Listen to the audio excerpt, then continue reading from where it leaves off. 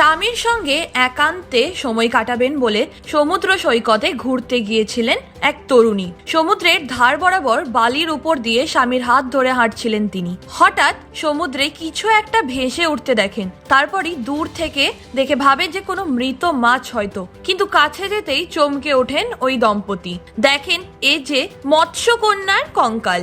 আর সমাজ মাধ্যমের পাতায় সেই ছবি ছড়িয়ে পড়েছে, যদিও তার সত্যতা যাচাই করেনি খবর বাংলা। স্থানীয় সংবাদ মাধ্যম সূত্রে খবর যে ঘটনাটি ব্রিটেনের মার্গেট শহরের সমুদ্র সৈকতে ঘটেছে। তরুণীর নাম পলা রেগান। ওই তরুণী তার স্বামী ডেভের সঙ্গে সমুদ্র সৈকতে হাঁটছিলেন। পলার দাবি, বালির উপর শৈবালে জড়ানো বিশাল একটি মাছ দেখতে পান তিনি, কিন্তু কাছে পৌঁছাতেই ভুল ভেঙে যায় তার। এ তো মাছ নয়, বরং তার বীভৎস রূপ দেখে ভয় পেয়ে যান দম্পতি। তাদের দেখে সেখানে ছুটতে যান অন্য স্থানীয়রা। প্রত্যক্ষদর্শীদের অধিকাংশের অনুমান যে সেটি কোনো মৎস্যকন্যার কঙ্কাল। তার সামান্য অংশটুকু দেখলে মনে হবে কোনো মানব দেহের অংশ, আবার কোমর থেকে বাকি অংশটুকু মাছের মতন। সাধারণত মৎস্যকন্যারা এমন দেখতে হয় বলে দাবি তাদের।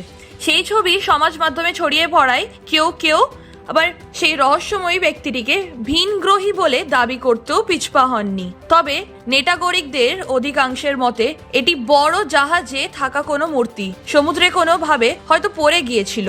ভাগ্যক্রমে তা সমুদ্র সৈকতে ভেসে উঠেছে।